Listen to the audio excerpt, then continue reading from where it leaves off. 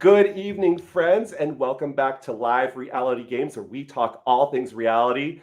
My name's Kirk, and we are going to break down episode 3 that just aired of Survivor 41. And it was an episode. So if you haven't watched it yet, spoiler alert, we're going to talk about everything. So go on to All Access right now and check it out. But we saw Brad blindsided 3-1, no vote. Lots of beware advantages. This is a crazy episode. And with me today are people, players, and hostesses of Adventure Kokopelli, a live game that you probably have never watched, but it's been going on for a while. With me today, and you're going to recognize two of these faces as well because they commonly podcast with us. Suzie, our winner of 2018, welcome.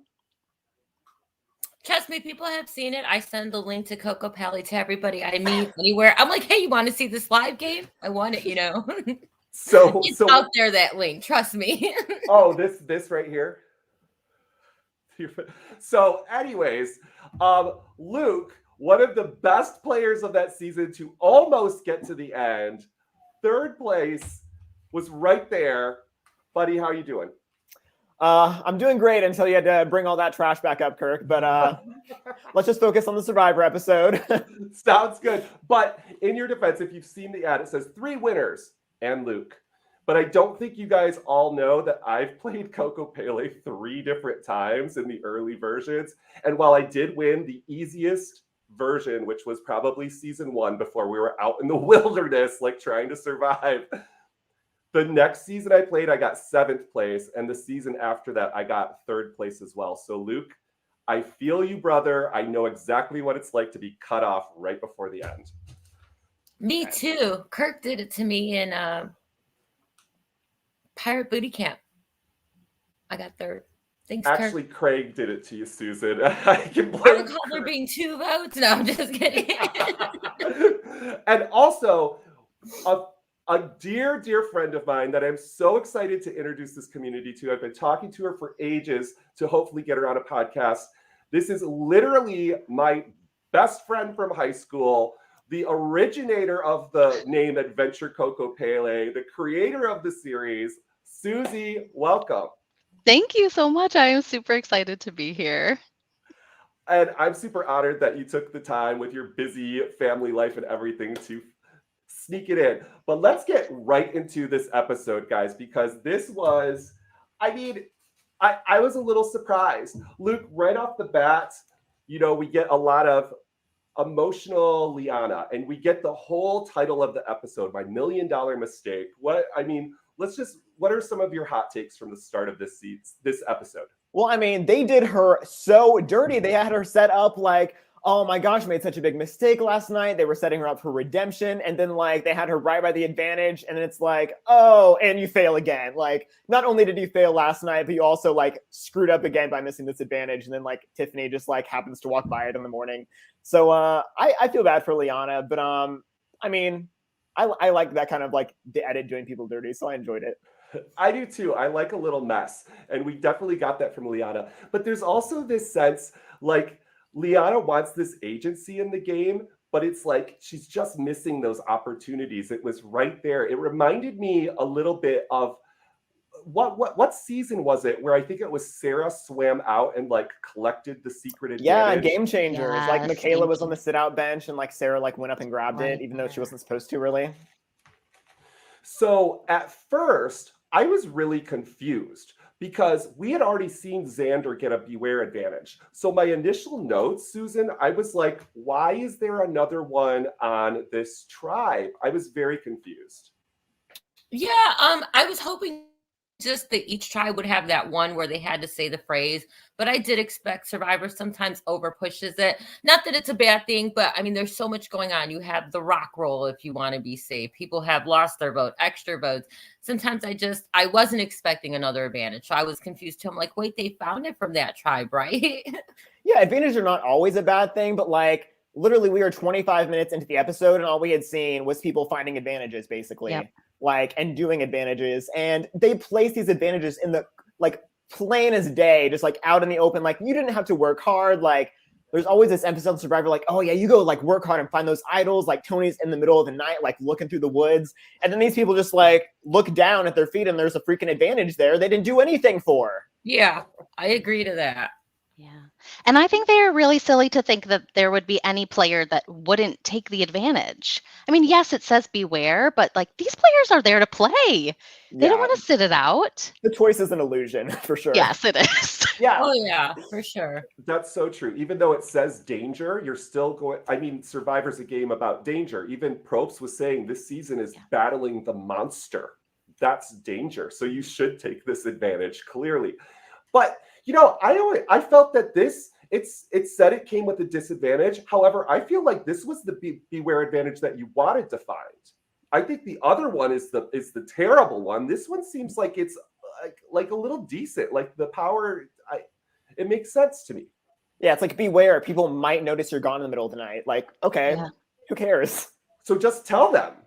Yeah, just tell them and bring them back a tarp if you can. Like, yeah, like I felt that was, and I think we saw one tribe tell, and then another tribe, we saw Brad try to sneak away.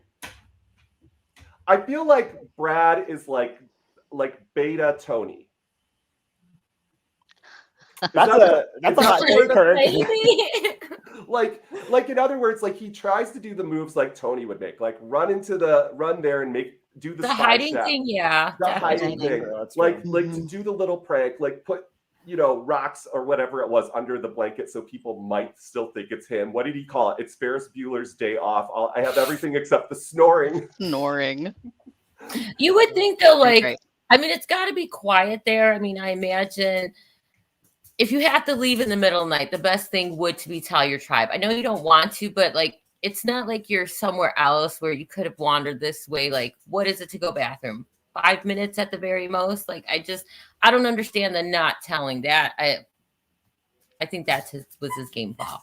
Well, and they were all sleeping on the beach as well, whereas the other tribes were up in their shelters. That was like, but I mean, how well are you challenging sleeping if you can't? You know what I'm saying? Like, I don't know. I would think you would hear somebody had to have heard something, or at any time you can't be fully that asleep on an island in the middle of nowhere. Like, you know what I'm saying? Like, I know you're tired, right? But I mean, you've got to be like, nope, what's that? I mean, at least I think I would. I didn't even sleep barely at live game because I'm like, what's that noise? What was that crack? That's so true. It's ironic. It's like Brad overshared with that first kind of initial move to run into the woods and sneak in on JD and Ricard and see what they're talking about. And then he kind of undershared when he got a beware advantage that maybe he should have kind of told maybe more than just Shan, because I think he put all of the power and decision-making into Shan's hands by not kind of leveraging it maybe with other players. Yeah, I think I mean, this is maybe jumping the gun a little bit, but I don't know if I agree with Shan's decision to ultimately blindside Brad, because I feel like Brad is playing the game really hard. He's going to find lots of stuff, but he's also kind of a moron. Like, I think he's very easily manipulated, somebody who I would love to be aligned with, because not to harken too much back to Kokopelli, but like a little bit like a Ralph, where like he's going to vote with you and he's probably not going to win in the end because I don't think he's very well spoken. So I would just want to like drag that sucker, bring all of his advantages with me. Like, Brad can use the idol on me. And I don't think that JD obviously is playing as much of a group game as Brad is playing. He's playing to like hide stuff from people. He's like, you don't tell people when you find stuff, on Survivor. Like, you keep that shit to yourself, basically. And Brad, that's not the game that Brad was playing at all. Absolutely not. And then he got the other beware advantage, right? Where you get the strange phrase, and he had the broccoli phrase, and he kind of like described himself as broccoli. But I was watching with Dustin, and I feel like since him and Jeannie knew that the other clue Xander had found, that they might as well just wait until Blue says their statement. Like don't even say it at that particular immunity challenge, because it seemed like everybody suddenly knew, including everybody on yellow, that Brad was the man with the idol. Unless you think someone on blue is doing the same thing. We're like, what if they're also waiting? So then what happens? I think one of them, I mean, they all know the phrases. I personally would have just, if nobody found it on there, the phrase, say the phrase and let somebody go into tribal thinking they're idol's activated when it's not. Like that would have been my play on it, like especially knowing all three phrases. I'm gonna scream that phrase. No, I don't have it, but you're gonna lose your idol. You're gonna think I do. Oh, that's evil. That's really interesting. Yeah. I mean, that's the way I would play it. I mean, because they all told other people. And last episode, when the two went to the secret island, she told him all the phrases. So if I had that information, I would have been hollering it. So, but here we mentioned this last episode. Like, what if somebody from all three tribes says it? Do you also have to have the piece of paper? Like, what if you convince somebody from blue to say it? Will it activate your idol? That seems like That's unknown. That might be like a production interference kind of thing where they're like, no, you can't say it unless you have this piece of paper. Like, I feel like they would step in because that's too confusing for casual viewers. That's true. And that's exactly what went down at Survival Challenge this year when somebody attempted to play the Adam Klein idol, which was located on the podium at Tribal Council. A player smartly predicted, maybe this is an idol based on what we saw in Survivor. She went to grab it and play it. And the host said, because she took it off. She actually took that thing and he goes, put that back. She goes, well, I want to play this. And he goes, you can't.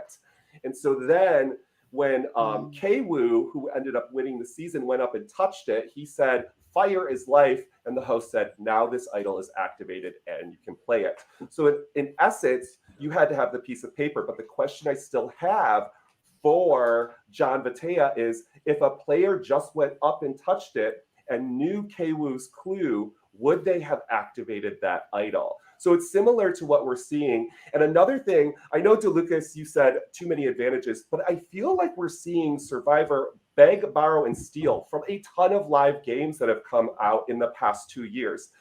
We saw tons of prisoners' dilemmas this season so far. And if you go to Reelfoot or you go to British Columbia, they are full of prisoner dilemmas, and they're fascinating. So we go on, everybody's searching for things. Let's talk a little bit about the blue tribe. We've mentioned a little bit about green and yellow. We have Erica, Sydney, and Danny right at the start having a conversation. And people are really realizing Sydney's kind of playing double agent, at least the seer is. Yeah, I have mixed feelings about Sydney. I love like a mean girl villain on Survivor. Like that's my type. If I was not in Kokopelli, I would have been rooting for Susan, as much as I hate to say that. But like I like the people like Sydney who are kind of like shit talking people behind their back. I think that's awesome. But I don't know. I don't know if like she was doing the right move by just like throwing this year under the bus. I feel like we really don't know a ton about that tribe, so it's hard to really like suss out like what are the dynamics, like who's on the top. Yeah. So yeah, I had mixed feelings about that scene. I'll agree. Like I like Sydney, don't get me wrong, I love the villain role and stuff, but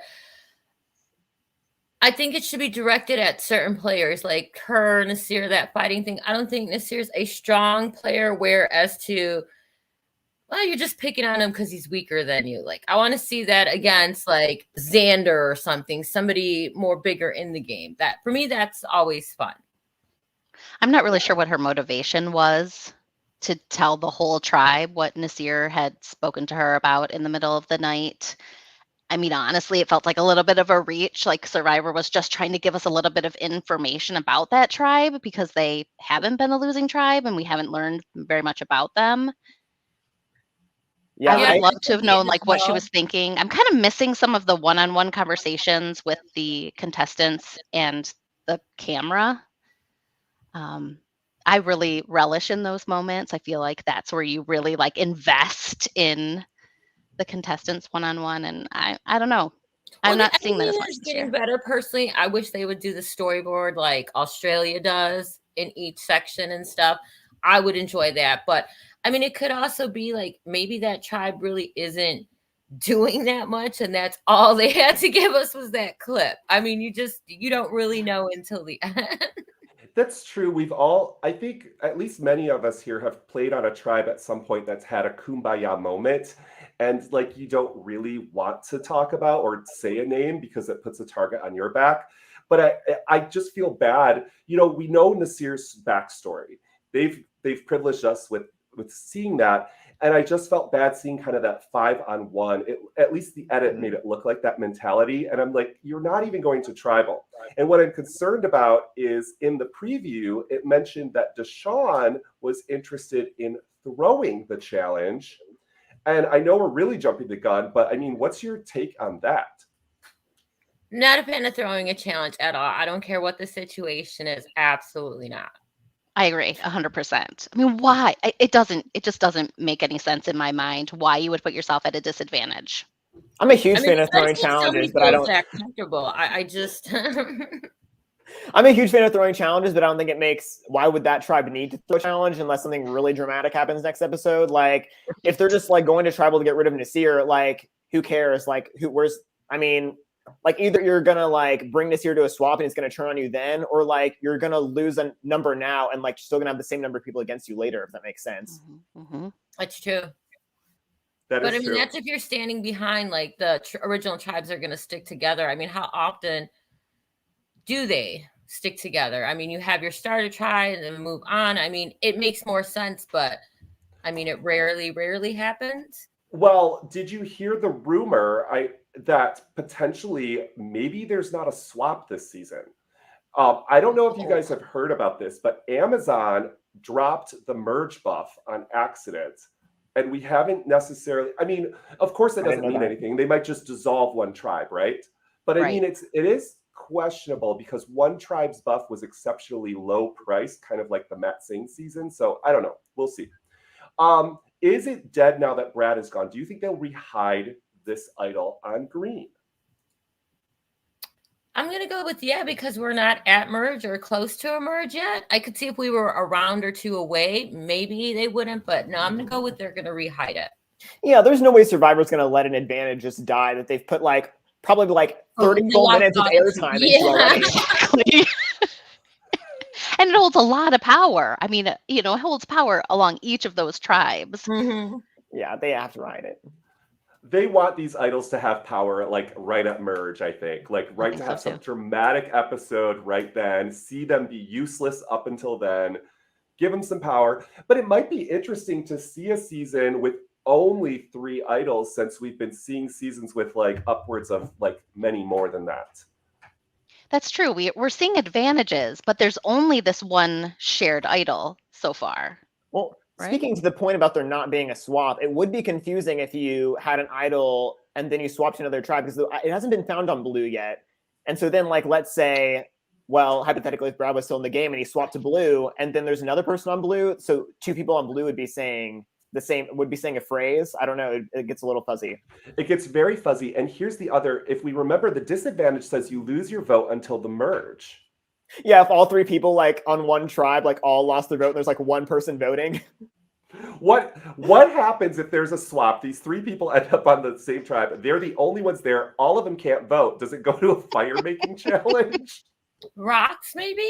Well, I feel like there would be a 4th person on the tribe, so I feel like it would just be like one person voting probably, which would also be hilarious. And like Survivor would be pissed if that happened. So if that was the case and it was all of us, I'm very happy because I brought with me a friend. I brought the Kokopelli immunity idol. So I'm safe this episode, guys. I'm not going anywhere. Okay, so let's talk a little bit about the prisoner's dilemma that we saw. So Sydney, Brad, and Tiff end up going to a secret like shipwreck island, it looks like.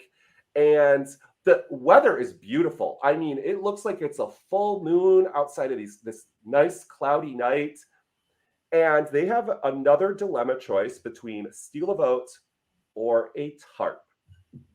Do you think all of these players made a good choice, a correct choice? Or would you have done something different?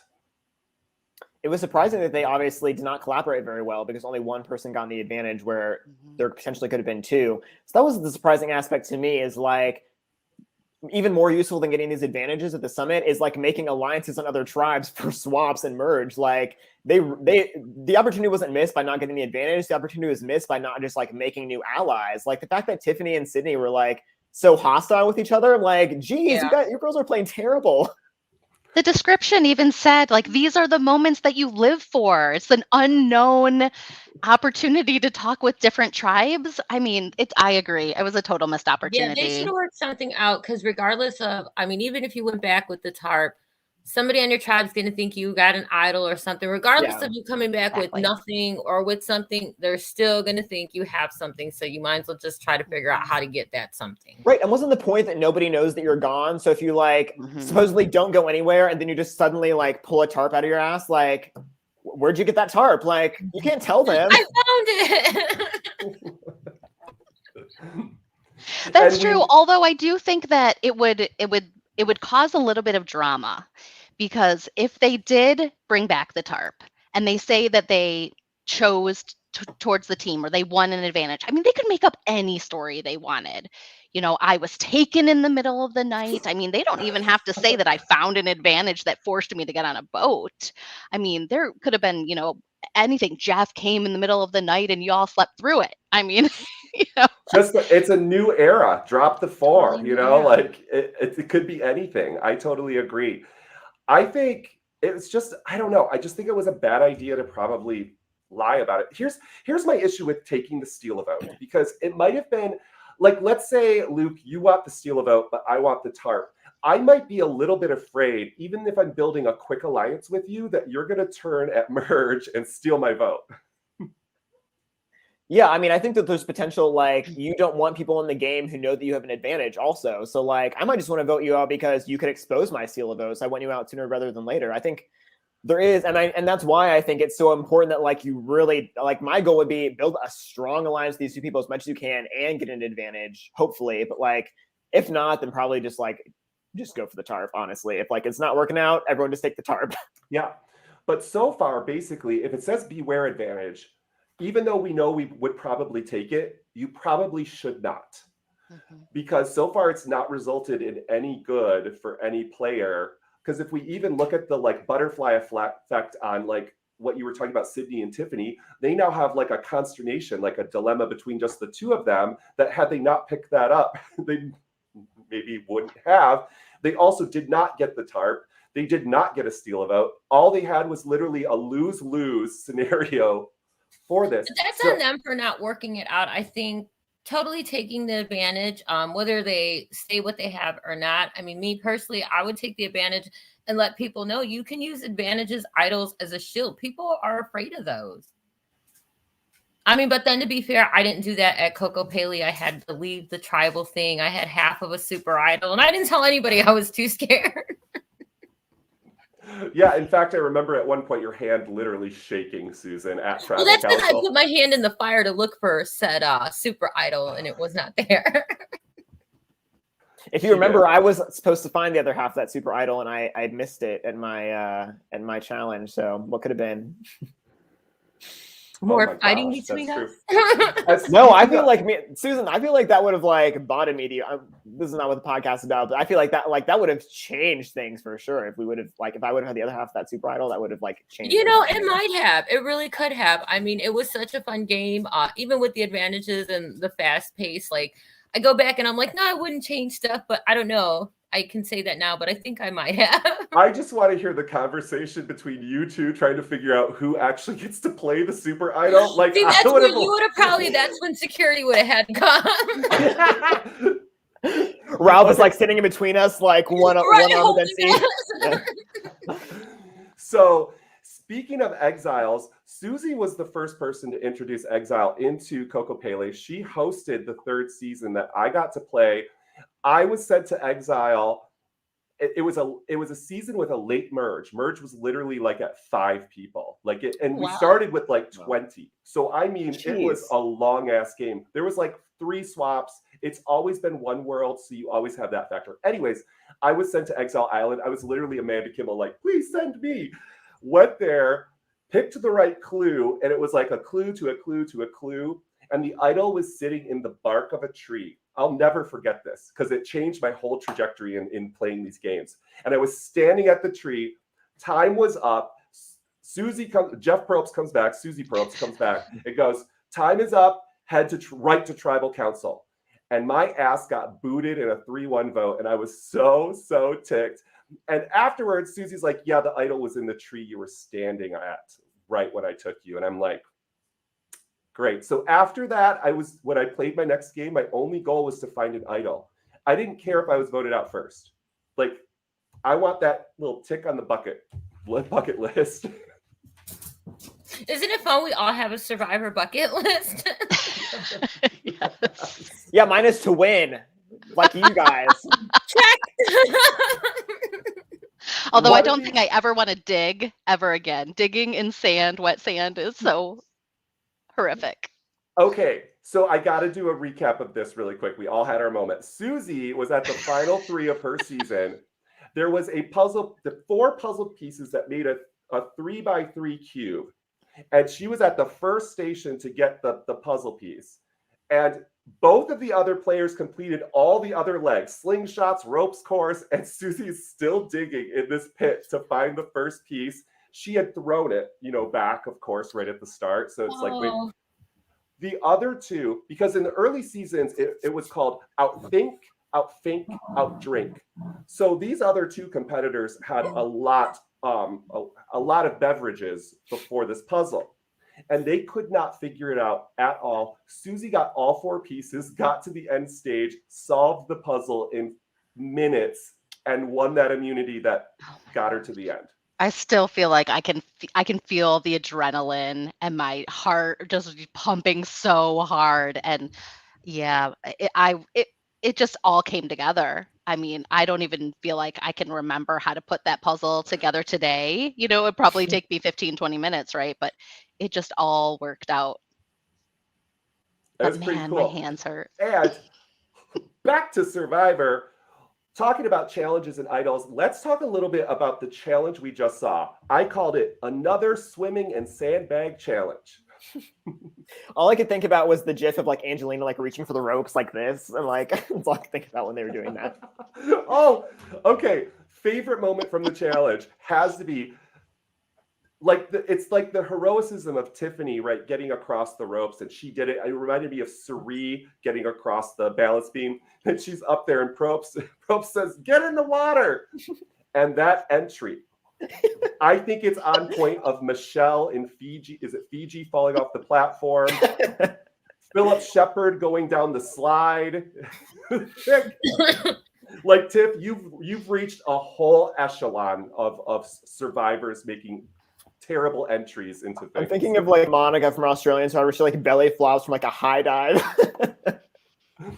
Oh, speaking of that, Luke, why is it that nobody can dive in Survivor this season? Like I can't dive, so I'm not talking. Okay. I can't dive, so.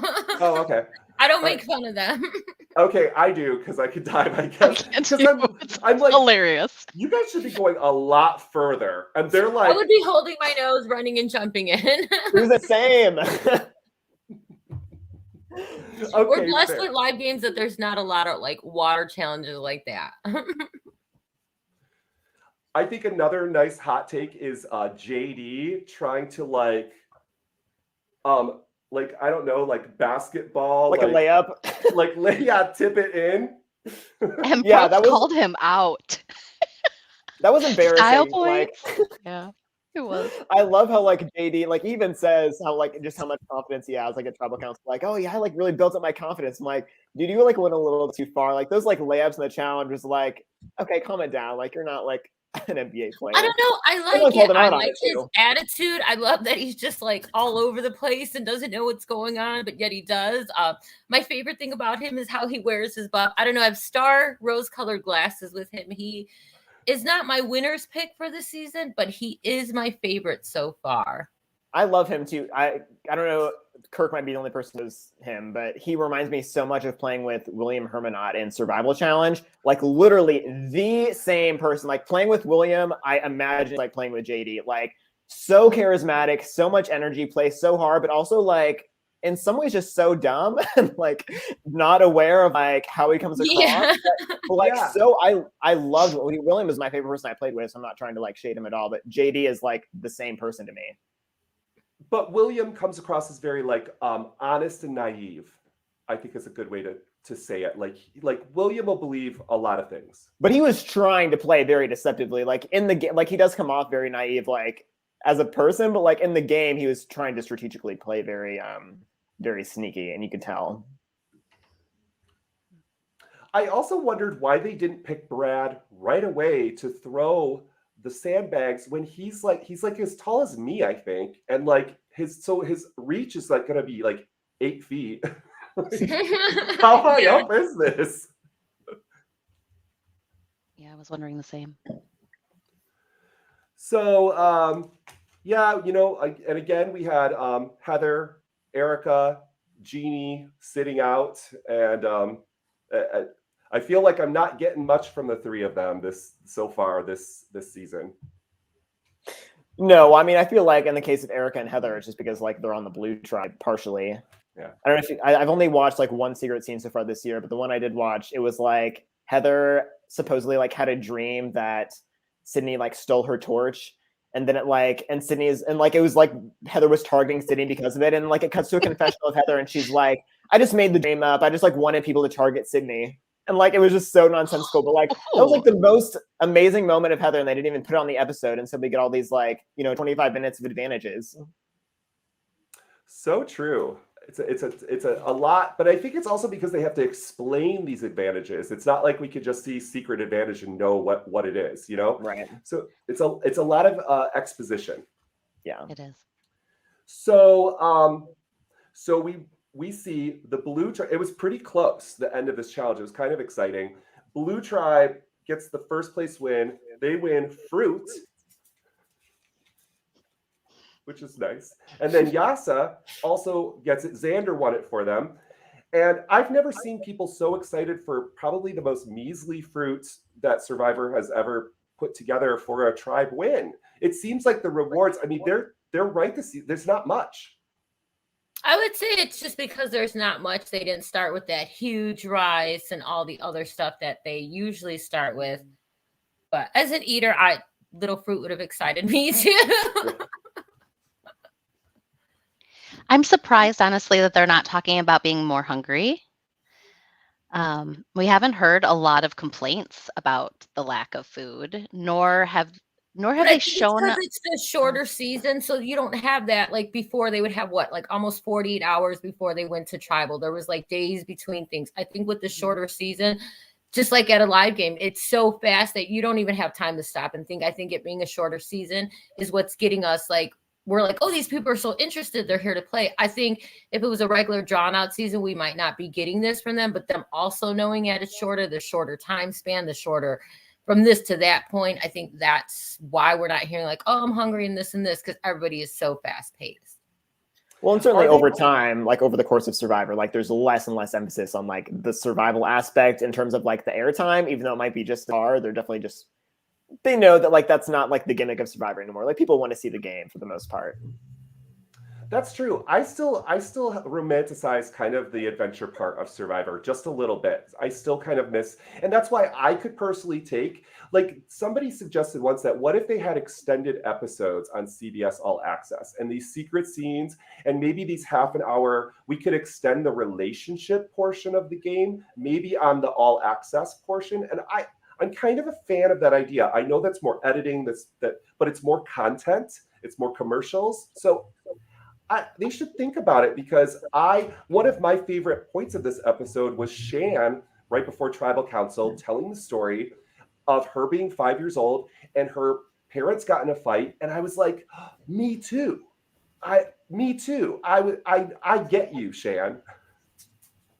Yeah, I think that like a Survivor After Dark, like Big Brother used to have for just like an hour or something to let us see. I think that would be great, but then it could also hurt Survivor's editing. I mean, you see how they edit the show, and then when players come back, they're like, that's not what happened. So if they gave you this edit and then you go into this half-hour show and it's totally different than the edit that they gave you, you're going to have more people like, okay, now what's going on? So I think that might, but maybe we should force them to do that. Maybe they'll get better editing then. How do you guys feel about the fact that we've seen the camera crew a couple of times? We didn't see it at all, I don't think, in this episode, but the other two we saw. Have you talked about that in previous weeks? I think we touched on it in the first episode, but there was so much to cover in episode 1 that we kind of glossed over it. For me personally, I don't have a problem with it, just because we've been at the live games and we've observed the tons of people that are putting on the event that are always on the other side. So as a player and a host, it doesn't bother me, but I can see how it would bother maybe a casual fan. I like seeing it, although so one of the people that is the coordinator for all the challenges they do is Jaden James. He's from Australia and he works for US Survivor, but he's also an orger, and he was new to orgs when he got his job. He obviously doesn't play no more, but great for me. We're great friends, so I get to see when he comes back. I get a lot of those stories and look at the pictures of where we stay and this and this. So I've already gotten it. And I think it's great. I mean, as a person, I love Survivor in all aspects. I want to know what the crew's doing. What's the season that Caleb went down? All those people coming out of nowhere was just so amazing. You were like, where is this village at? So I do like the back scene of it all. I think it's amazing that you just think they're all on this island by themselves, but there's like 200 people in the background. And we've always known they've used stunt doubles when they do other sections, and that's usually dream teamers. And dream teamers, that's not a job you can do for life. It's not a lifer job. So I think it's kind of nice to honor those people that practice those challenges and put their time at risk to show their foot or their hand. Or in the case of Laura Simon, we got to see her whole back. Yay. Yeah, I mean, I don't really care about like the small, like little crew sightings. I did think it was really cool in episode 1 where we saw like the what's the word when they're on the ship, the mooring or whatever. But anyways, like when you see like the other boat, like the smaller boat on the side of the big boat, and you see just how many people are on there, all the equipment. I thought that was a really cool shot, and like definitely something that I'd not really seen a picture of before. So I think that was a cool moment. But the little moments with the crew, like I almost don't even really notice it.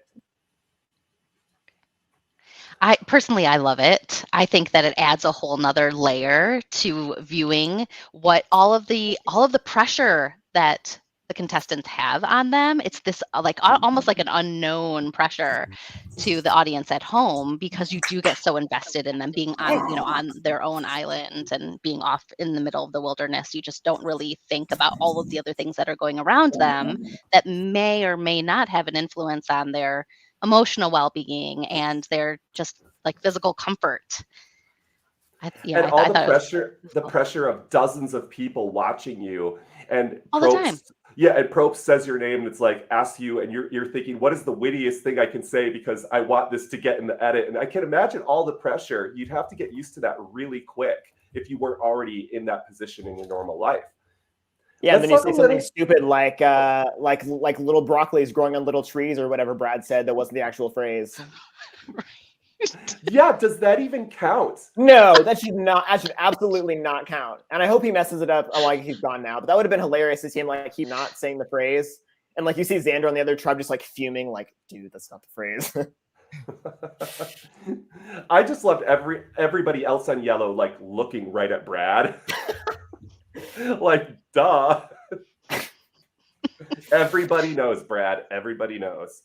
Yeah. So clearly, if you get a beware advantage, you should tell people, and you should not tell people. You should. I mean, it's just too confusing. Just don't pick it up. Future Survivor players. How can you go on the show? Like, imagine that your lifelong dream. Like, Kirk, you love Survivor. You go on Survivor, and they say, "Here you go, Kirk. Beware." Your heart's. I mean, that for me would be the super fan. Like, you've been waiting your entire life for this. How can you not take it? If somebody doesn't take it, I would maybe feel not less of them as a player. But I mean, isn't that what you're going out for? Like, all in or nothing? Like, why go out there and play it safe? This is everybody's dream. Fuck that. Beware. Take my vote. Maybe a bigger risk is Brad convincing Jeannie to open it instead. Is that the move? That is a really good point. Knowing where the advantage is and somehow manipulating the teammates for one of them to open it. I mean, can you do that? Did he have found it and then just went and gave it to anybody? Can you put it in your pocket and later on that night say, you know what, I've decided it's going to be this person, and give it to that person? I think it said if you take it. So I'm assuming if you because you have to take it to read it. So I'm assuming if you put it back where you found it, it's fair game and anybody else can claim it. We haven't seen a player make that choice, so I guess it's still a little confusion, but it tells us that you don't have to open it, at least. So I don't know if you can pocket it. That would be fun to just like slip it into Suzie. I'm just going to slip this into your bag, and you're going to think Survivor, the producers left it for you, and there you go, have your confessional, and the whole time I'm like, mwah. Yeah. Oh, that would be a good one. Thinking the producers gave it to you and you're bad. Yeah. Yeah. I mean, ideally, I would just want to throw it in the standardize fire. some rules, because if we guys got on Survivor, we'd be like, well, the rules didn't say I couldn't. That's true. Or is it like we've seen this in, I think, a couple different seasons where they've gotten rid of the idol. Could we do what Luke said, just toss it in the fire and say nobody gets it? No, they wouldn't let you do that either. And not, at least not in this iteration where all three phrases have to be said. They're also not going to let that happen for sure. Yeah, that's true. Or it's just a new idol's just going to appear. Yeah, it's almost like you'd rather, like Susan was saying, like you'd rather like know where it is, or maybe Suzie was saying it. You'd rather your ally have it, because at least then it's like a known quantity, kind of. Mm-hmm. So let's break down. Let's get to the end of this episode. Luke, you kind of mentioned it earlier. Was this the right move for Shan? Did she make the right move? Let's butterfly effect this. Let's think out. Was the best move for her to take to get rid of these beware advantages and keep JD with her and Ricard? What do you guys think?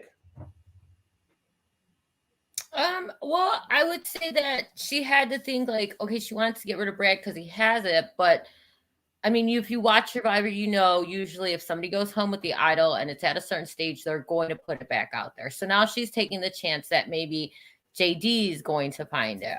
Personally, I don't like Ricard. I wish she would go against him. I don't know what it is about them. He's going against your boy JD, Susan. Maybe that's what it is. Leave him alone. Not in this episode, but yeah. So I don't know. Yeah. That's kind of my reason why I've had the same kind of feeling like he's getting a villain edit as it's going on. Yep. But Yes, to me, yes. it was this. It's like he's gonna go up to Shan and like for episodes, he's been doubting JD. I'm assuming through Shan, he discovered about the extra vote. And now, since he was like apologetic because of Shan, not Ricard, he's like, oh, he's useful to you. So let's keep you. I feel like there's like Ricard's very much a gamer and he doesn't have very, very much personal game going on. And that concerns me for his longevity this season. It seems a little duplicitous. Like I don't like JD for this reason, but then now he's useful. Now I want to keep him around.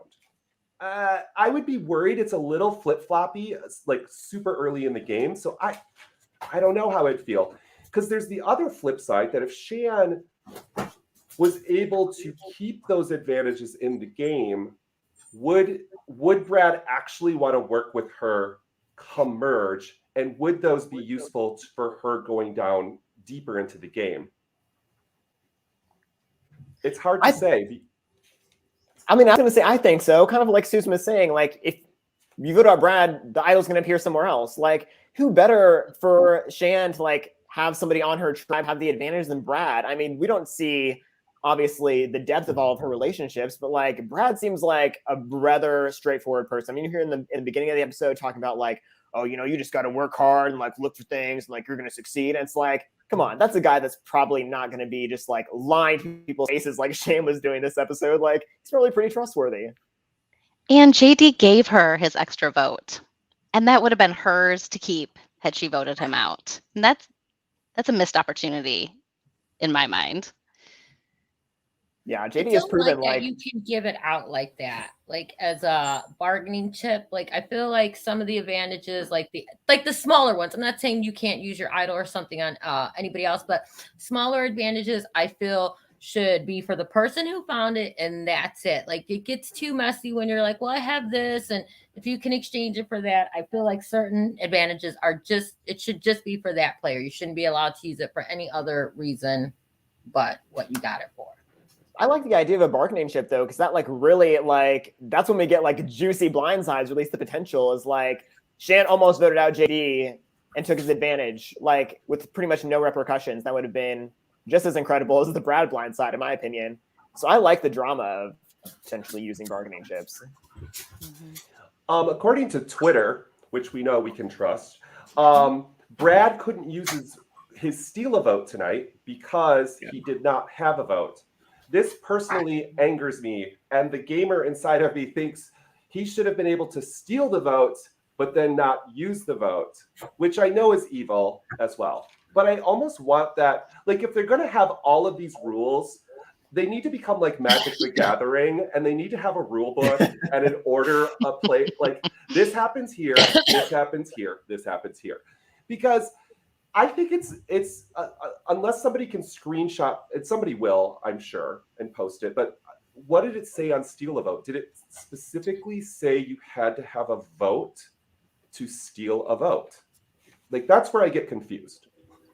I think he should have been allowed to steal a vote if that is what your power is, regardless of you don't have the vote or not. You're not losing. It didn't say not only did you lose your vote, but you are at a disadvantage from using your advantages that you find at this point. Like, the concept of stealing a vote is like that you have to use that person's vote, I guess. So like, I guess you could, like, you can't complete the stealing part unless you can complete the second part of actually using it. I don't know. I feel like you have to use the whole advantage, not just part of it. But I mean, it is very confusing. Like Kirk said, like we really do need a rule book of like. Well, I mean, I would have let him use the vote. It's not his vote. He's stealing it from somebody else. They didn't lose their vote. You did. So I think he should have been able to cast the vote if he stole it, even if he doesn't have one, because he's not casting his own vote. Interesting. So we head off to Tribal Council, and we get the game within the game. The Rebus puzzle, which, by the way, I have a student right now. So a teacher at my high school did, like, I don't know, it was like probably an English teacher, but gave like Rebus puzzles for the students to solve. So a student comes up to me and goes, "What is this?" And it was the word shoot twice for parachute. So I was like, you have to sound it out loud. And this girl right next to me looks at it for a second. She goes, "Parachute." And I was like, oh, that's good. So then I sent her the link to Survivor Game for a Game, and she solved all of them really quick. I'm like, girl, you're a future Survivor player. So Miss Dawson out there, you better put your feelers out there. They like the 20-year-olds. That's only a couple years away for you. Did any of you solve it? Did you see it? I didn't even see it. I did not see it this round. Saw it. I did solve the other one. It's so fast. It's so fast. It helps to go to the website right after it. It was a cancel sign or a negate sign with a mountain and a boat. And it breaks down to don't rock the boat, I'm assuming. How that has to do with Survivor, I don't know, but it's a great song from, what is it, South Pacific, Rodgers and Hammerstein. So we're at Tribal Council. I felt like this was a very kumbaya. Jeff Probst was in a good mood tonight. He wasn't out for blood. He wanted like the heartfelt moments. We get a lot of metaphors from JD, like the game's a crystal, you're a mosquito bite.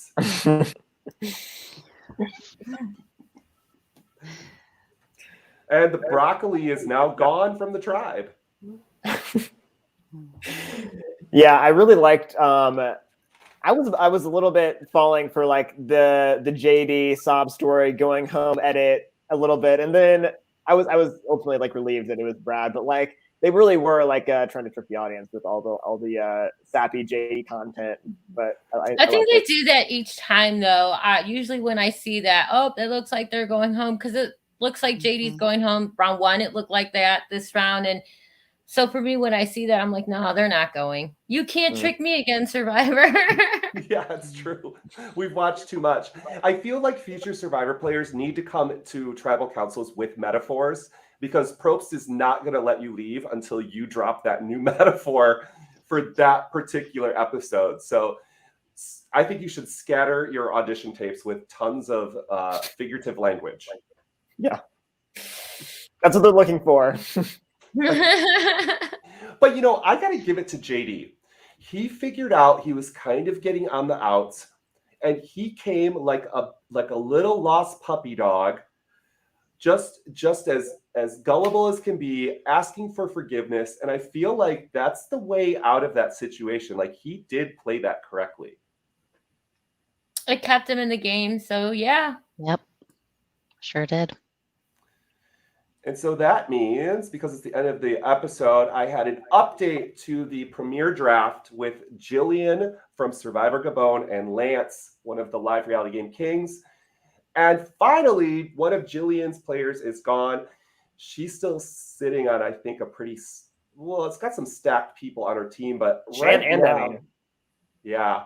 I mean, who do you guys, what do you guys think about my team? It's pretty sad, Kirk, except for Deshaun. Yeah. I wonder if Jeannie's going to start to play.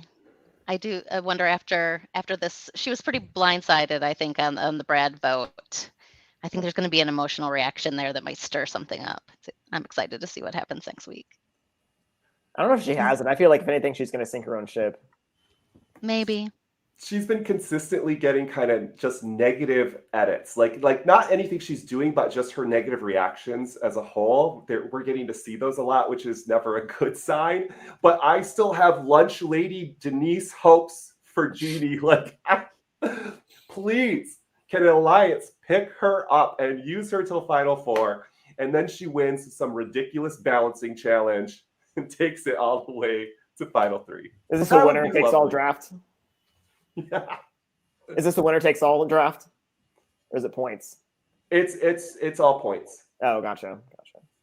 So let's finish this up with who do you guys predict could be, who's in a winner position right now, and who do you think really has no shot at this game? So up here, if you look close, you should be able to see everybody's face and name as a little reminder. But we'll start with winner picks. Like, who do you think just has got what it takes to get to the end? I mean, If I'm going off of what I've seen, I feel like the edits are leaning me toward Evie, that she must have a really good position just by the way she's portrayed. But the way Xander's not being portrayed, I feel like they're tricking us. So I feel like maybe Xander. Yeah, I think Xander has a really great edit. He's like not getting too much airtime. He's obviously like he's shown every episode. I feel like he's shown to be smart. He's under the radar. People identify him as being a threat, but he's not going out yet. So I would agree, but I also I do feel like from what we've seen, I think that Shan is probably the best player on the cast based off just of what we've seen, which obviously, we don't even know. Erica could be the best player on this season, but we wouldn't know about it yet. But yeah, I have a lot of faith in Shan. But my favorite of this cast is Tiffany, so I'm pulling for Tiffany right now. I think that Tiffany has a really strong chance at winning it as well. I think that she and Shan at some point will probably go head to head. But I also do think that Survivor is painting a really nice story for Evie. So I think she's also going to get far. I don't think Tiffany has a snowball's chance in hell of winning, but I'm rooting for her to win. That would be entertaining as hell. She is super entertaining. She's fantastic. I love her. I know we haven't seen much for Blue, but I've really liked Danny every single time we've seen him. And I think he's the first former athlete, professional athlete that I can honestly say I'm super enjoying them on the show, consistently. So I'm still pulling for Danny. I know we haven't seen much from Blue, but I'm hoping, even though he's on Lance's team. And is there anybody that you think has no shot at this prize already 6 days into their adventure on Survivor 41? Heather. Yeah. I'm going to say Richard. He rubs a lot of people. I can't imagine how he's going to become a merge. I'm going to go with Ricard too, because I feel like we've gotten some negative edits. Like the first edit was him being weirded out by JD, and the isn't Ricard's the one that mentioned the come on in guys thing too, which I think is respectable. from his perspective, absolutely. But I also think it's just very divisive. I mean, just look at Twitter about it. So and we keep seeing kind of that mentality from him. So I don't know. Maybe he's an evil genius and we'll see something different. But I don't think he can win as of right now. Yeah, I don't think so either. I think he has the least shot.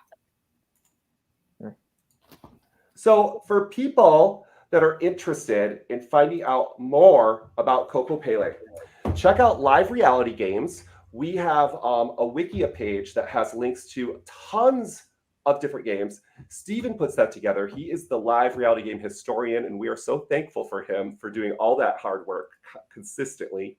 You can check out information, and if you are interested, I'm dropping a link right now, and you can submit your interest form. We are going to be looking if there are players interested this summer, July, and or August in Michigan. So click that link if you're interested. It's really easy. You don't need to upload a video. You don't need to upload a picture. Just tell us your social media. We'll stalk you from there. And you're definitely going to get a call from us. It's not like Survivor where you probably won't. All right. Friends, this has been a blast. Thank you so much for joining us. Thank you so much. Yeah, this was fun, guys. This was great. And we'll see you next week with another podcast recapping episode 4. See you soon. Bye.